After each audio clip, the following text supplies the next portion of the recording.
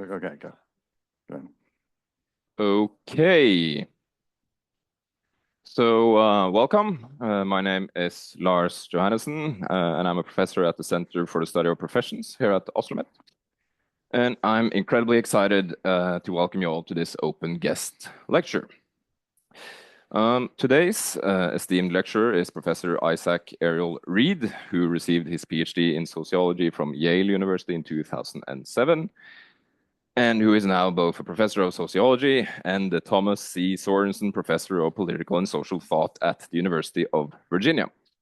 And Reed is a historical and cultural sociologist who has a particular interest in the philosophy of social science, the historical origins of American modernity and American state, the social theory of power, and interpretation and explanation in the human sciences. And he has written a whole host of books on this, written and edited a whole host of books on these topics, including the critically acclaimed Interpretation and Social Knowledge on the Use of Theory in the Human Sciences. And this book sees Reed formulate a so-called anti-naturalist sociology that tries to overcome the opposition between interpretation and explanation by using theory to build concrete, historically specific, causal explanations of social phenomena.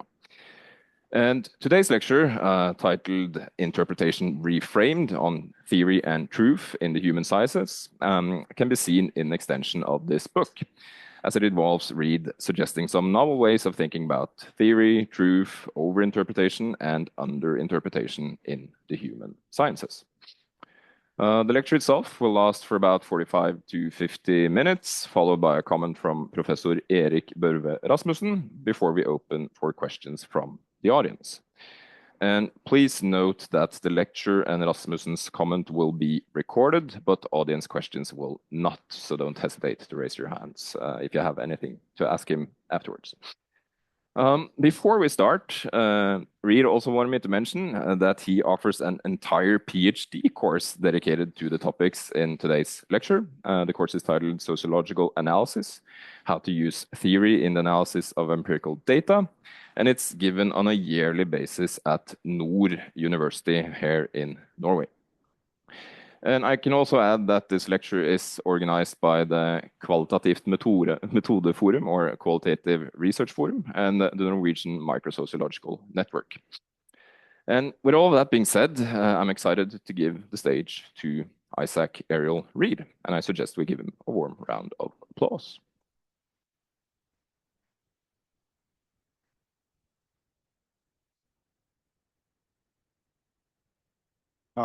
Hi, thank you, first of all, for coming and listening. Can everyone hear me all right? All right, yeah, okay. You've been in the back, great. And I really do have to thank Lars for arranging this, for inviting me, and Erik Rasmussen for the comments afterwards. I hope the lecture is worthy of them. This lecture is an attempt to kind of come to terms with what it means to call sociology and maybe the social sciences as a whole, human sciences. I think that we often have a sense that there's a part of social science that is humanistic, but that term itself has kind of so many different connotations that what I'm going to try to do today is articulate in sort of 4 steps what it might mean to think of sociology and social research as a human science. So maybe the subtitle of this lecture could be called 4 Principles for Hermeneutic Sociology. And I really should also thank my friends at Nord Universitet. As I've been offering this course there, it's enabled me to work out some of the contours of what an interpretive, or what I would call hermeneutic sociology, looks like. And you'll hear some of the work that's been done in that course in this lecture. So first principle of a hermeneutic sociology. To theorize is to overinterpret. when human scientists engage in theoretical work, as scholars, they transform colligated evidence, descriptions of phenomena, and what we sometimes call our data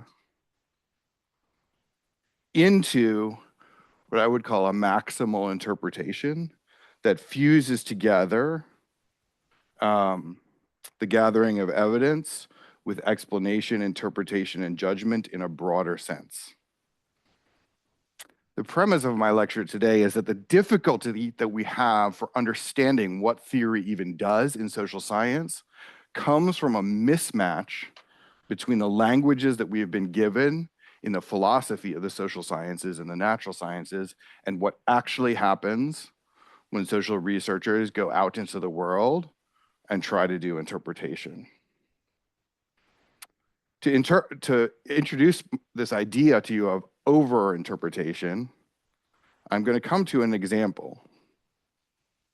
But I should probably pause and first, just as a little detour, ask you to just think with me about what it would even mean to say something is a human science, the human sciences. The human sciences is a kind of strange word, and in French it's les sciences humaines, and in English, usually in English written Anglophone scholarship, it usually references a kind of 19th century German phenomenon, the Geisteswissenschaften, the sciences of the spirit. But I want to say that I'm not using the human sciences as a suggestion that we go back to a 19th century world of authoritative German professors who secretly think that they know everything. What I want to use the term when I talk about the human sciences here is as a way to think past the division of the disciplines of the humanities and the social sciences that we educate ourselves in, mostly because of a set of decisions made in the American research universities after the Second World War. The history of what we even think of as social science, and the history of doing scholarship in social science, in a certain sense, of course, we can all complain about over-specialization, et cetera, et cetera. But in fact, I'm very interested in specific scholarship. I'm very interested in the precision of research in the contemporary social sciences. But I use the term the human sciences because I want to imagine what it is to do social research, to go out into the world and do social research, to do a set of interviews, to examine a set of documents, to answer a specific question.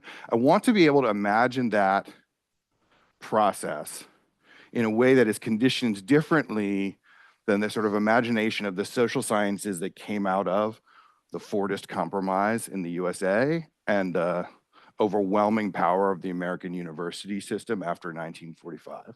We have to be able to sort of imagine interpretation, not as a return to the 19th century or to the origins of hermeneutics in German idealist philosophy, but instead imagine interpretation as something that we do when we do research and when we use theory. So what I'm trying to do in this lecture, when I say something like to theorize is to overinterpret, is to imagine a world in which it can be the case that we have this specialization that we have right now in the social sciences. And yet we can also imagine the project of knowledge building as one that is sort of not conditioned by the social sciences as we've inherited them. Okay. So that all probably sounds like a little bit much and a little bit extreme. But I as a product myself of the American university system, I feel somewhat normatively required to object to it. Okay. So what is actually going on? So what does it mean to use theory in sociology as a human science? I want to think of this in terms that are a little bit different than the ones handed to us by the philosophy of science.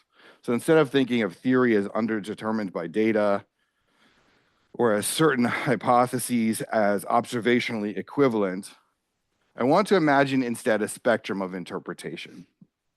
That spectrum runs from minimal to maximal.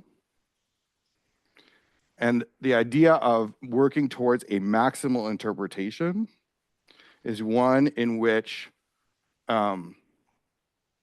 evidence is woven together with theoretical terminology. Okay, so let's consider in a very concrete sense an imaginary ethnographic situation. And I want to just give you a series of statements and think together about how they differ from each other. So, statement the first. Those children are playing. Second statement. Those children are playing a competitive game.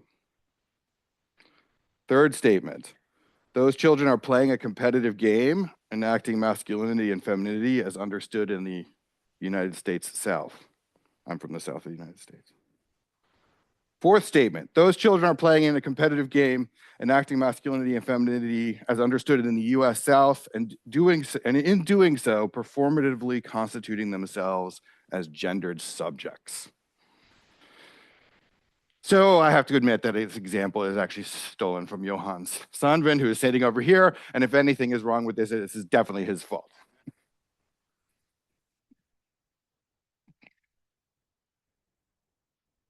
Now, sometimes when we're told that everything in the human sciences is interpretation, we're asked to interpret that statement as if it means a kind of epistemic relativism, that there are no differences between theoretical interpretations, that there is in fact an incapacity of judgment in making interpretations. I think that is a deeply wrong idea. I think the main project of the social sciences is in fact to develop judgment about interpretation, and in particular to develop judgment about interpretation along this spectrum that I've just laid out to you with this example.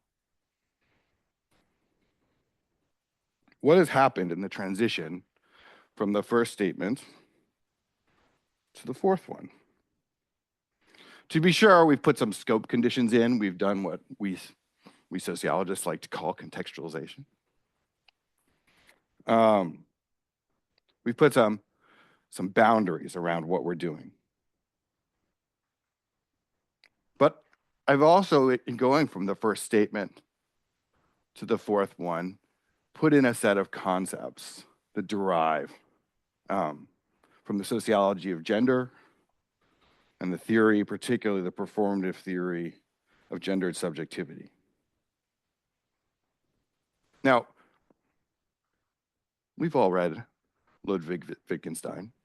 We know that the first statement, those children are playing, is also an interpretation.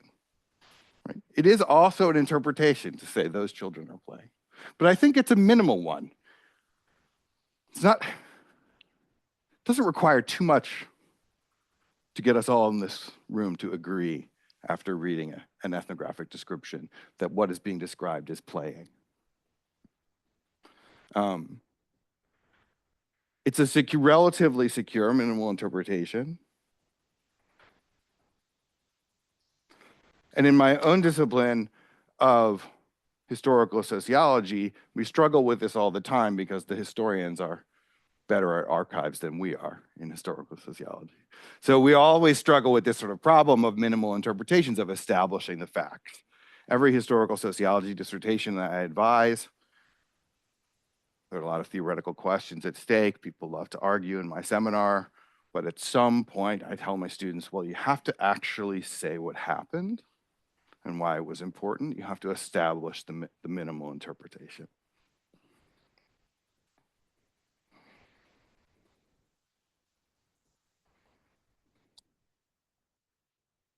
So rather than imagining that theory is something that exists underdetermined by data, what I want to think of is theoretical leaps of interpretation as we go from the minimal to the maximal.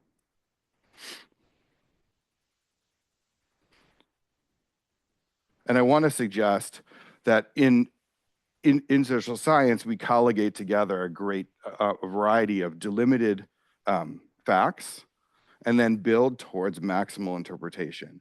A maximal interpretation, if successful, think of the fourth statement on my list, becomes in the network of social scientists to whom it is relevant, a little bit like a legal decision that sets a precedent for future legal interpretation.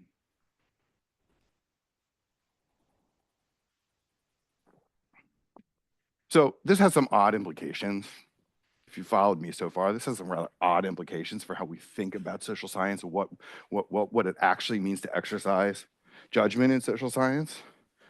We judge minimal interpretations on their referentiality. We ask questions about evidence, about whether it's reliable. We tend to judge theoretical concepts on whether they are meaningful, coherent, and non-contradictory. But we judge maximal interpretations on whether they are over-interpretations or under-interpretations. What the hell do I mean by this? I mean, this is really getting like a little bit off the rails here, right?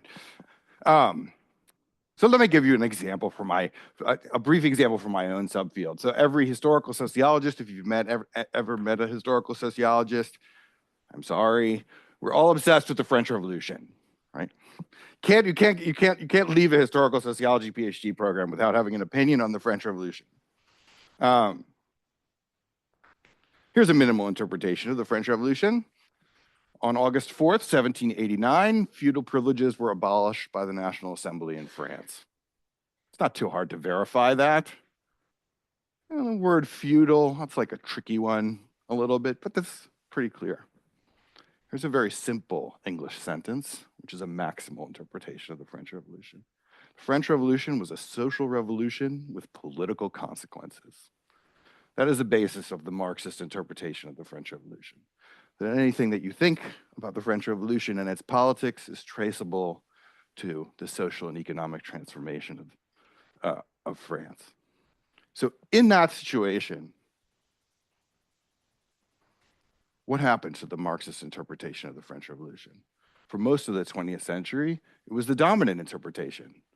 And then at some point, the community of inquiry started to feel that interpreting the French Revolution that way was an over-interpretation, that it ascribed too much causality to a certain kind of way of thinking about France.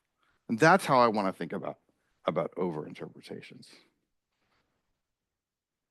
One last sort of note about this. I want this notion of over-interpretation and under-interpretation to be recognizable to you, despite all of my fancy language up here, from reading social science. I think we've all read social science where the evidence, the evidentiary, the reporting feels underinterpreted. It's just one setting, one interaction after another. There's a ton of data about what happened in a historical event, but no way to kind of pull it together. There's sort of no conceptual unity given to the evidence, and there's no sort of research question that might be relevant to someone else answered. That would be an underinterpreted text. We've also all read social science that is overinterpreted, where we feel in some way that the theoretical point of view is dominating the evidence, is in fact over-applying meaning to the evidence.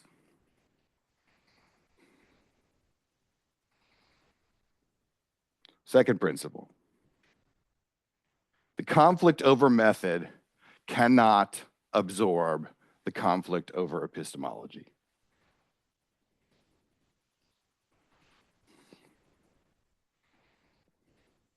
Since I started graduate school, nothing is more common in sociology than a declaration of method, a citation of studies of method, namely methodology papers. In addition to the dreaded words, which I am specifically trying to avoid, of qualitative and quantitative, we have, of course, an endless and excellent set of discourses about methods of interpretation. We know how to think about interviewing strangers. What order to write our interview schedule. We know also how to think about participant observation as a method. We understand very deeply what it is that a person who goes and does an ethnography is positioned in a certain way vis-a-vis her informants and all of the back and forth in that regard. The temptation, again inherited from the grand reorganization of the American university system around its methods after the Second World War, is to always parse our production of knowledge and our very understanding what the space of knowledge is in the social sciences, to always parse it in terms of methodology. But this removes from view the very difficult matter of how we expect theoretical concepts to even work in investigation.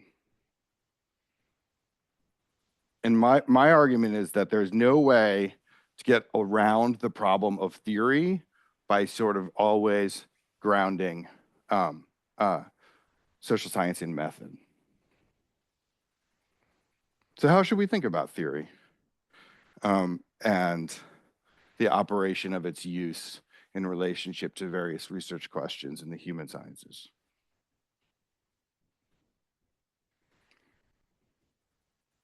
One way in which we often encounter discussions of theory and its relationship to evidence is by Max Horkheimer's classic distinction between traditional theory and critical theory.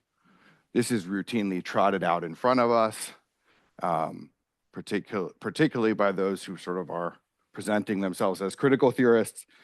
This is trotted out in front of us as the basic distinction between traditional theory, which is social science that operates with evidence, tries to come up with explanations, perhaps of a positivist kind, and as a result sort of participates in the status quo of a mechanistic society. And critical theory, which precisely by rejecting traditional theory imagines instead that it is investigating social phenomena precisely to be able to imagine a different set of social arrangements, perhaps a radically different one.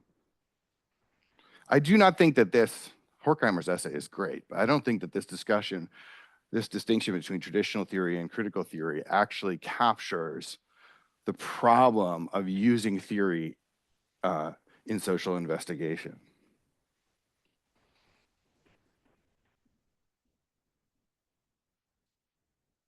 I want to think instead about theoretical articulation and the epistemological problem of what kind of knowledge you're producing with theory as having three simultaneous starting points, all of which are unavoidable, but which have nonetheless different emphases in different texts.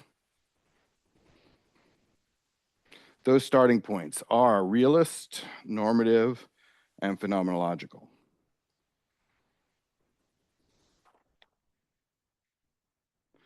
So my talk today is a little bit supposed to be in my own strange language about what it's like to be a humanistic social scientist.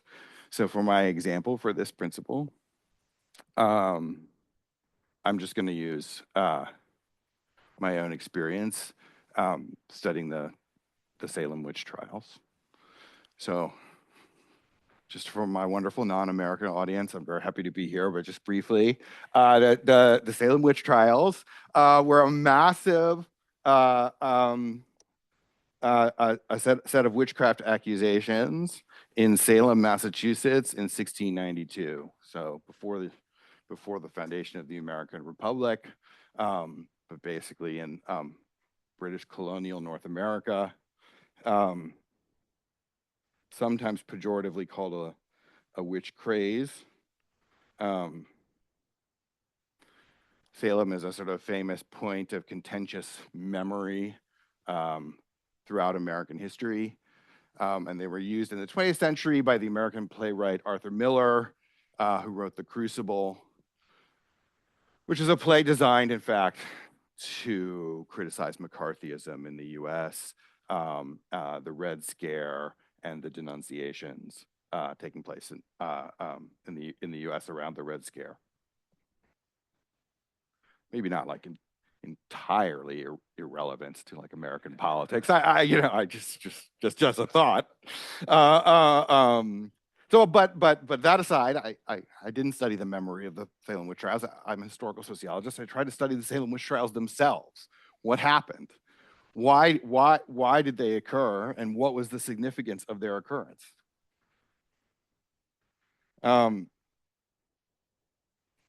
I found myself starting with three very different positions on what happened. So the big story about the Salem witch trials in 1692 really, right, is that most witch trials before 1692 in the Massachusetts Bay Colony did not expand into hundreds of accusations and tens upon tens of people, hundreds of accusations, hundreds of people jailed, and 20 or 30 people killed, murdered by the government, I should say. So where did I start for trying to understand and interpret what actually happened in Salem? Well, I think I started from three places. One is a place of sort of social realism. That is, what is the really large and recurrent pattern of witchcraft accusation of the Protestant societies? Of the era. One can ask a variety of questions in that regard about witch trials. For example, what is the class location of people who are accused of witchcraft? It's pretty consistent, actually. Also, what is the political position of the people who make judgments about whether someone is a witch or not? This is realism in social science, and it is explanatory, and its basic goal is to describe social structures in as general a way as possible. But as I started to investigate the Salem witch trials and read everything about it, I also started from a very clear normative perspective. For what social theory are the Salem witch trials really important? Right? They're pretty straightforward answer there, right? Which is it's the long arc of feminist theory from 1900 to the present.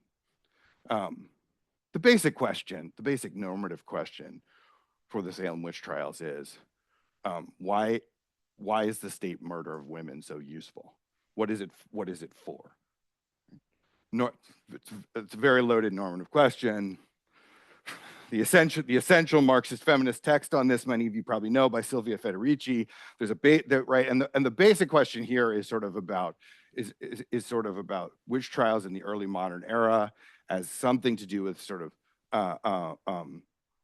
the connection between social order and sexual order. Let's put it that way. And that set of questions is animates, for example, the feminist history of witchcraft, which always has as its reference not only what actually happened, but the basic question of sex and gender in our own society. The third place I started, though, was from the phenomenology of witchcraft accusation itself. What made someone in 1692 imagine that an ailment had, and these are the terms from the actual documents, unnatural rather than natural causes, right? And as I developed my interpretation of the Salem witch trials and tried to kind of come to terms with why they happened when they happened, one had to work at least in part from the sort of cosmological perspective of the people making the accusations, and especially the cosmological perspective of the judges who came from Boston to Salem to throw people in jail. Right? And from their perspective, there was something quite out of order about the access to the cosmos that was being claimed by the people making witchcraft accusations. So all of this is just to sort of give you a kind of example of how one operates with three epistemic modes at once in trying to build up explanations.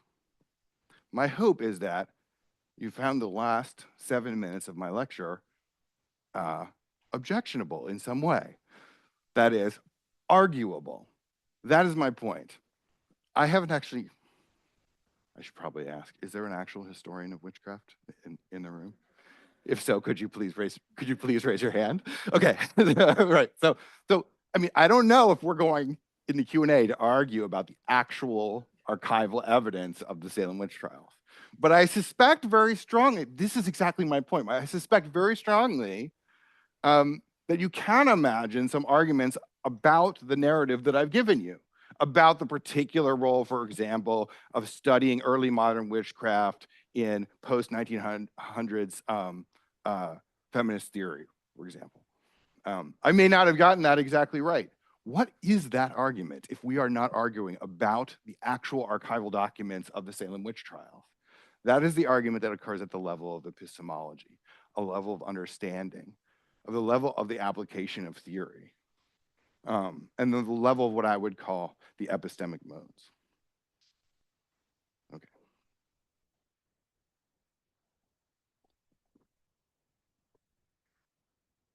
It's almost over, I promise.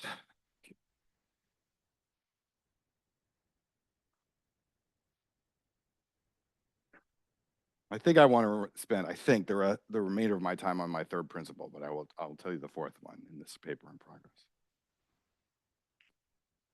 So the third principle for a hermeneutic sociology is the relation of parts to whole regulates the integration of theory and evidence. And here is the part where I just become very hard on both positivist social science and on cultural studies, because it's the opposition between the two that really drives me crazy. Neither one nor the other.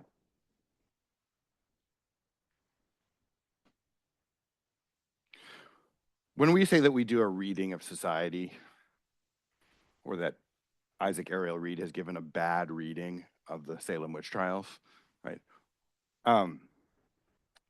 When we used a metaphor of reading to describe the process by which we operate with evidence in social science, what are we doing?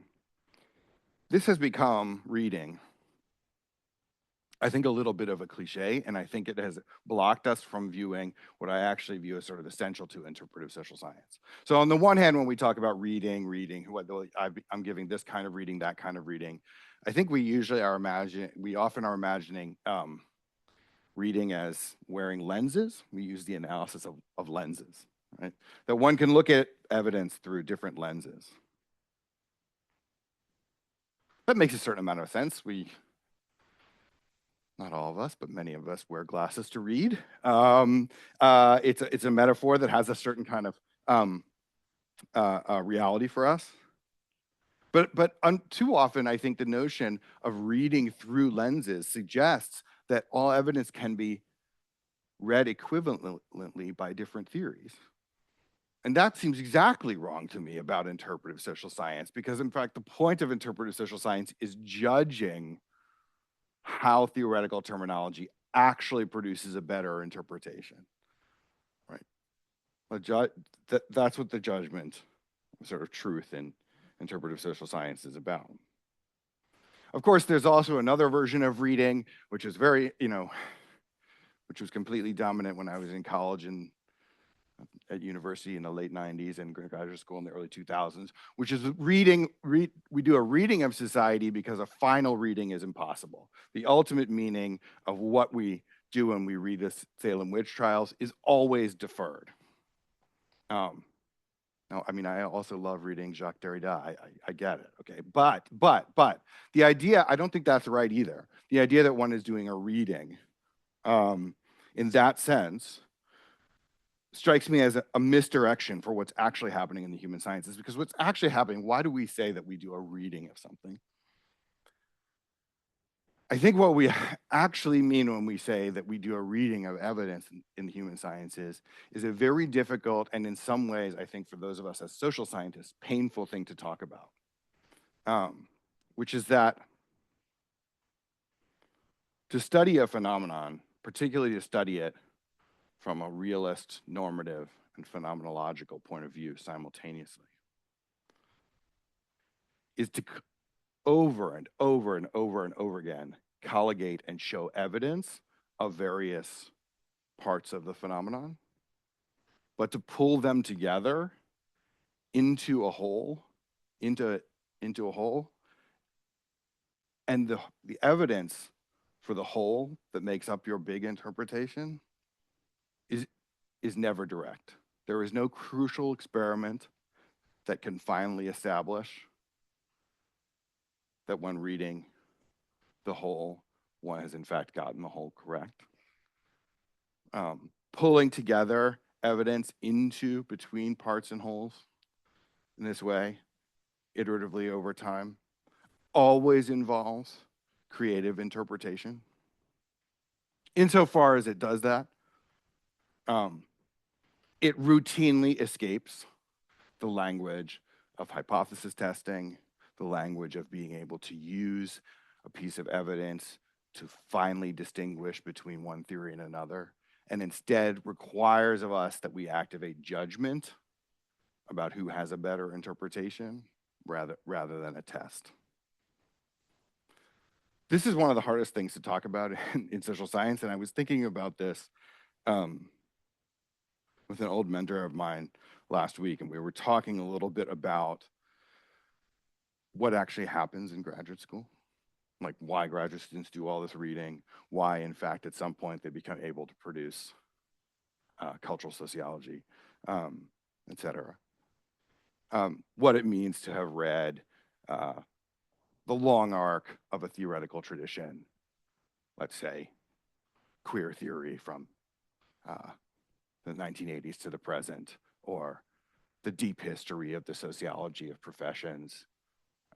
You know, everybody has to decide whether they like Andrew Abbott or they don't like Andrew Abbott if you read in the sociology of the professions. I'm sort of on Team Abbott, but I'm an outsider. So right, what is that reading? I think what it is training in the possibility of imagining and positing the whole that holds together your interpretation. And the problem with the human sciences is the wholes are always historically of variable length. Their scope conditions are never easily established. And they're always a little bit tendentious to posit. So in my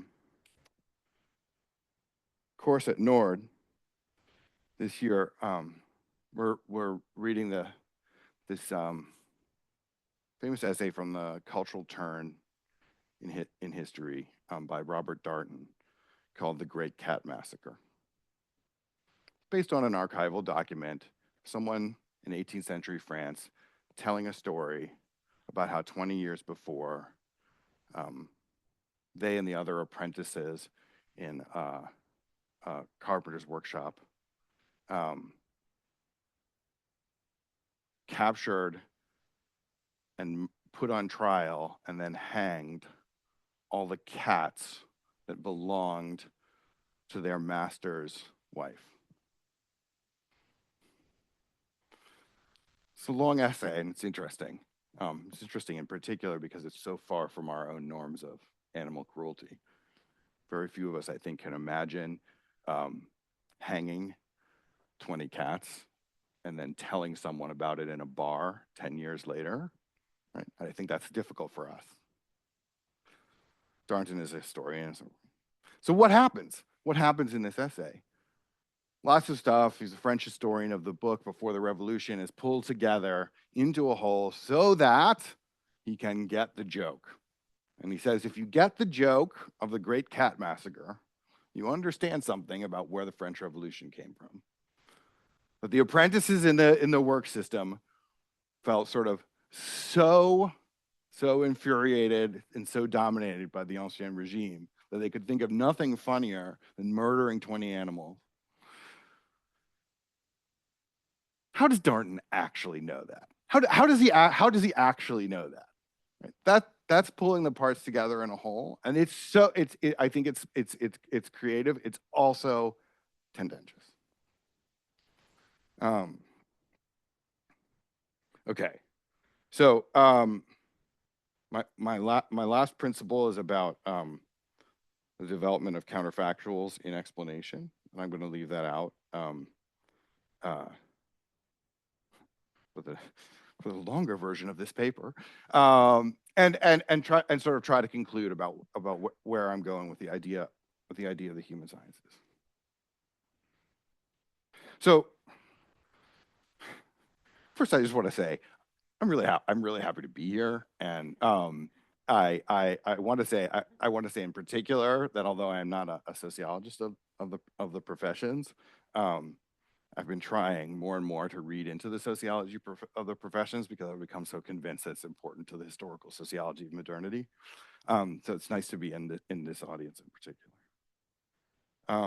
But what I want to say about this talk, and if I can just get you to take one thing away from it, it's this. When we think about going out into the world and producing evidence, and then we arrive at the problem of theorizing it, of using theoretical concepts, of developing a theoretical tradition of interpretation in social science. When we do that, we are often beset, I think, by an implicit dichotomy, which is that either what a qualitative sociologist does is sort of like a textual interview-based version of the version of social science where we're all kind of looking up to the economists, right? The version of social science that is fully understandable as a version of natural science that is fully understandable as having the same theoretical ambitions. So we think either we're doing that or we're doing something very, very different in the sense that we're doing something that is always already political, is defined by the great texts of cultural studies, and is so different from the natural sciences that it's just an accident that we're in the same university. And what I want you to take away from this talk is that dichotomy is really the problem. That the point of sociological interpretation and the point of sociology as a human science is precisely the combination of the tireless gathering of evidence with the exercise of judgment. Insofar as we exercise judgment, we are in fact not special. We are doing the thing that all human beings have to do all the time. But that doesn't mean that we don't have responsibilities to evidence that separate out the human sciences from discourse in society at large. The human sciences are different. They are hyper-responsible to their evidence. They do have a truth norm. But the way in which they pursue it is not the way that we have sort of been handed by the university system. Thanks for listening.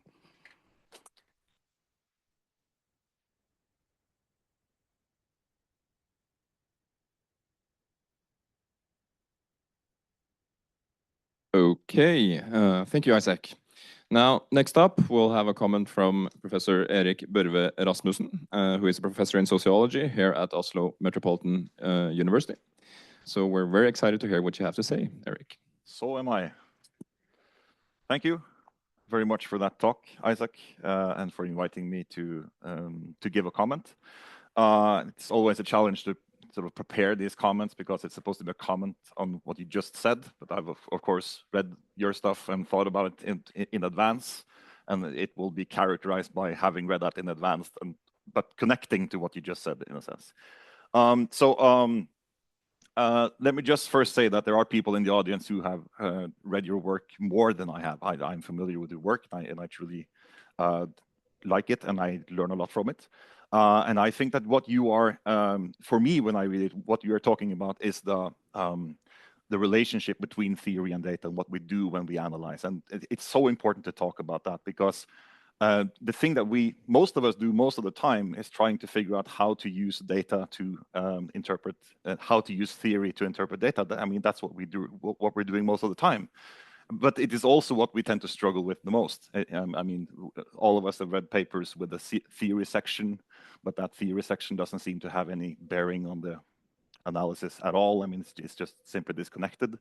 So, I mean, working on the question of how we use data, how we use theory, sorry, to interpret data, it is to me so important. And I think you say something about that I like. But what I'm going to try to do is to look for a position from which to trouble your framework, in a sense, and not that I'm sort of necessarily in support of that position, but looking for a position that differs from how I understand your approach to the maximal interpretations and in interpretive analysis.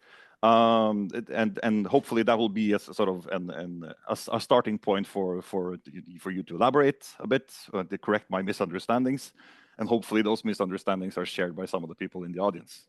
Yeah, so that'll be good. So first of all, having to do with doing a maximal interpretation. And I will also be talking a bit about your paper on overinterpretations and what you call the Talmudic reading, or the analogy of a Talmudic reading, which I think is very interesting.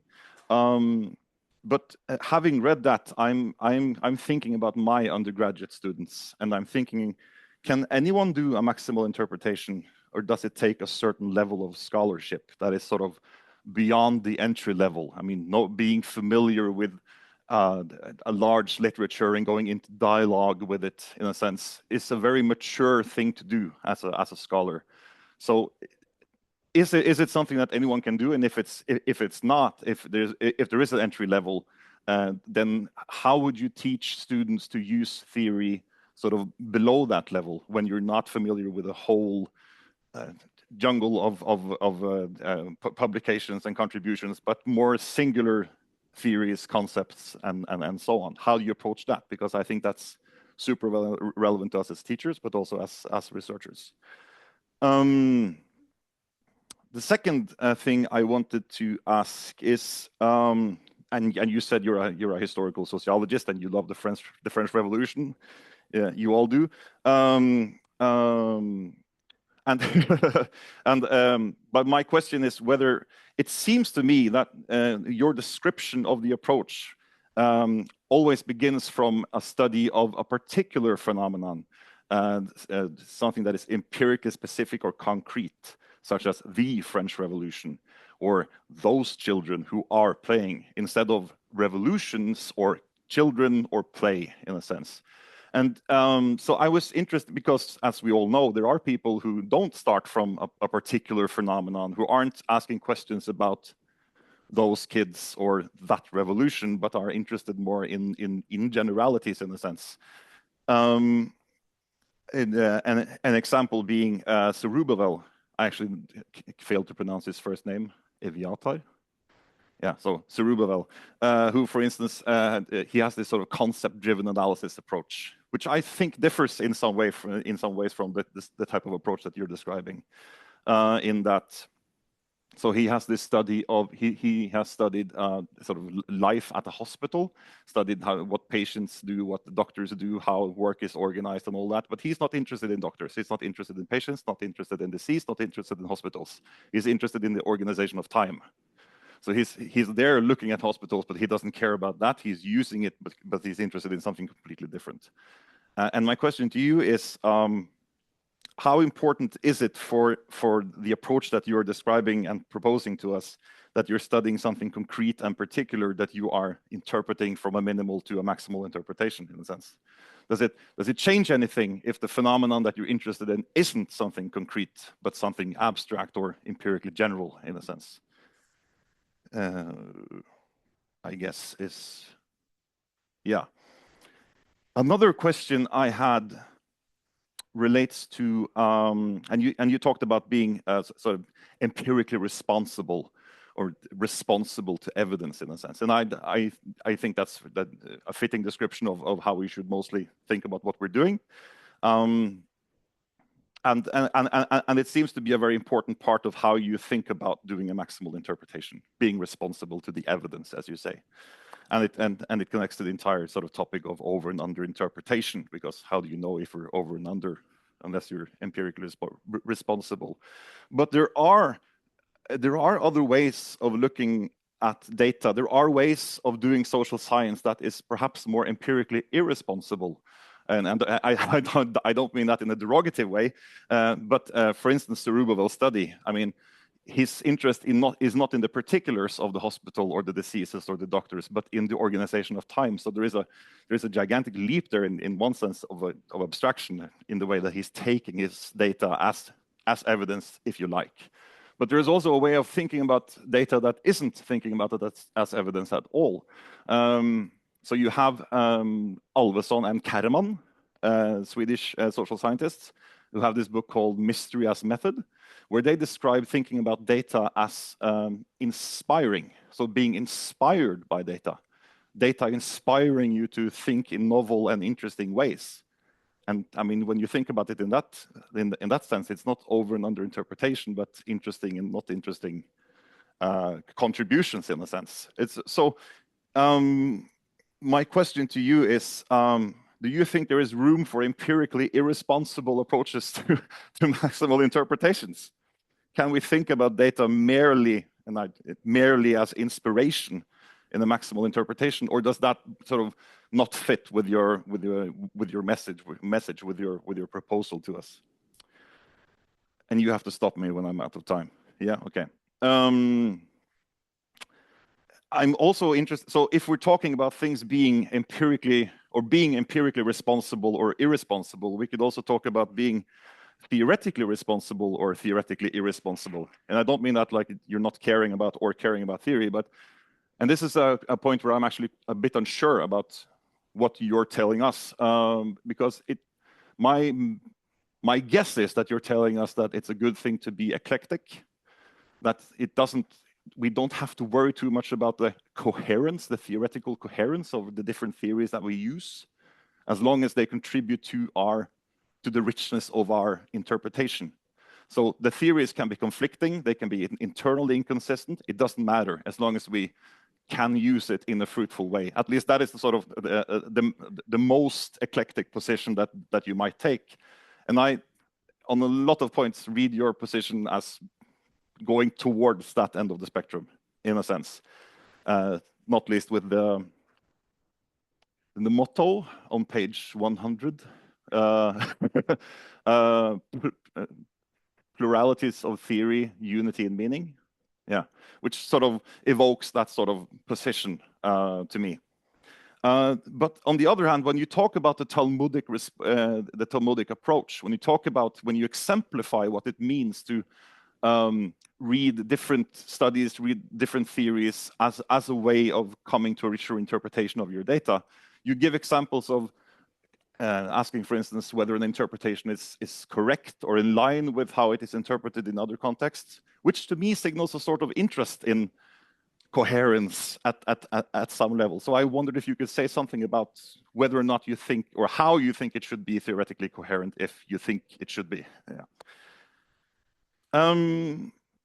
And the final main thing I had planned to say something about, of course, has to do with these concepts that we're talking about, data and theory. We typically don't say what we mean by them, but it would be quite interesting to hear what you think about what you mean when you say theory and when you say data. And the reason I'm asking is because I was thinking about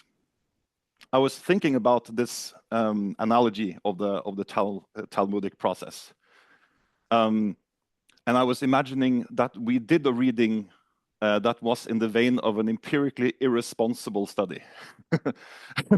So that we took the data as inspiration, and that our interest was not in something specific, but in something general or abstract. is that a heretical take on the Talmudic process?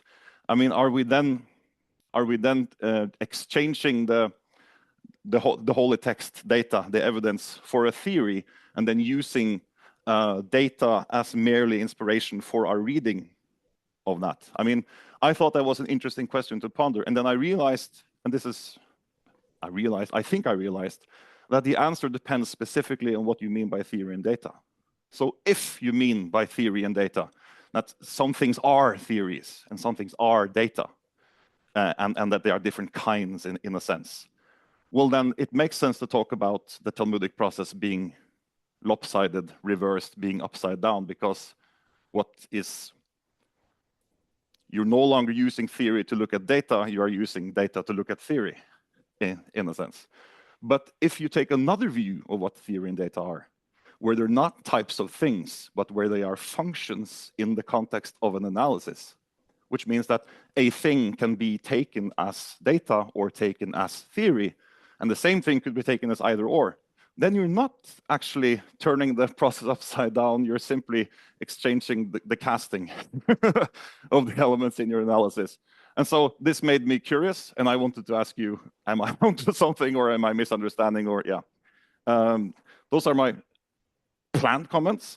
And one brief thing from your starting point. You were talking about the problems of epistemic relativism. I want to say that I think it's possible to be an epistemic relativist without at all being worried about anything goes, because I don't think that is the implication of epistemic relativism. I think the opposite of relativism is absolutism, and that is our worry. Thank you.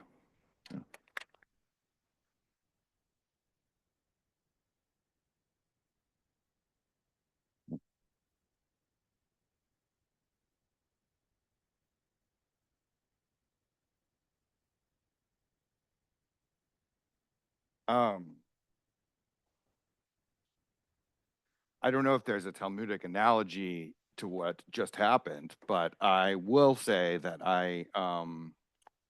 there certainly there's no greater joy in my life than feeling well enough understood to be criticized. So I really, in the sense that I find the questions excellent, and also precisely in their criticism to involve a level of recognition that really I really appreciate. So I just want to thank you for the questions, which I really which are really excellent, and I think really go to the core of the issue, and in fact also reveal some ways in which you know, I don't know if my position has changed, but it has certainly evolved, or if I was feeling egotistical, I would say become more refined than the book I wrote, which does feel like a book to me written by a younger man. Let's just put it that way. And it came out in 2011. I mean, what are we talking about here?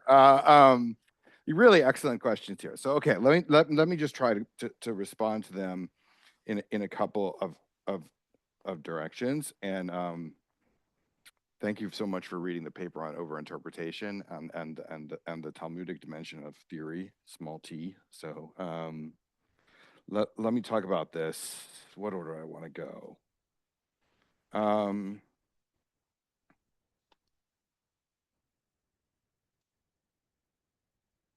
Particular in general.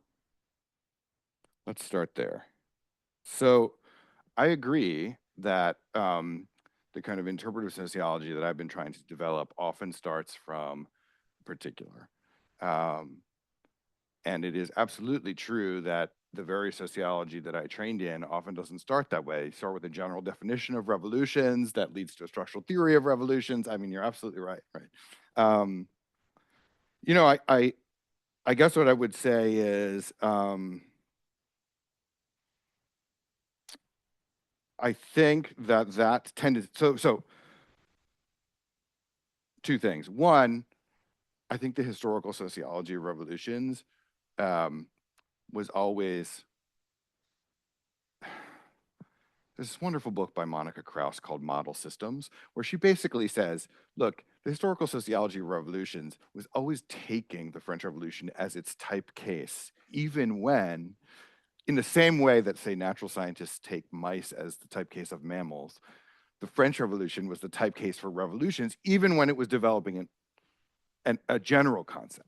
So the first thing I would sort of say is we have to be a little bit careful to look at the history of social science and wonder, whether the general concepts have always had kind of particular significations hiding underneath them. That's maybe from the position of skepticism, let's say.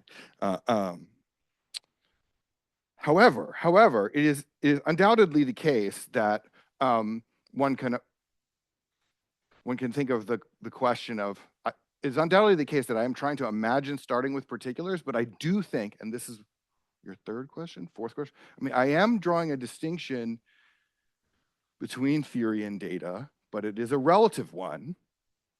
I am imagining them as signifiers that are, in social scientific language, somewhat varied in the way in which they are evaluated. My argument is that as we get towards the minimal end of the spectrum, we have a lot of evidentiary signifiers, and our primary form of evaluation is indexical, referential. Do they successfully reference the thing that we claim they are referencing? Theoretical signifiers, they have some relationship of responsibility, but they do also kind of float in the air. And in that sense, they are more abstract. I do think it is true that there are, in the language game of social science, that there are words and concepts that are more abstract than other words and concepts. And in that sense, I do actually think that there is a thing called theory, although I would have it as a way of, what it really is a way of using certain language games, let's say. So I do think that there's a thing called theory. Now, how is it possible that there can be such a thing called theory and it doesn't just float off in the air? The answer there is that to learn to think theoretically is to learn to think in between and within and in between theoretical traditions of interpretation. And that's why I used the metaphor of the Talmudic. And I wrote that paper. I didn't introduce that in my talk today, but maybe I should have, because I wanted to describe how it could be that, like, what is the point of learning the history of Marxist theory? This may be a question that a student might have asked me, I don't, like a few times in my life.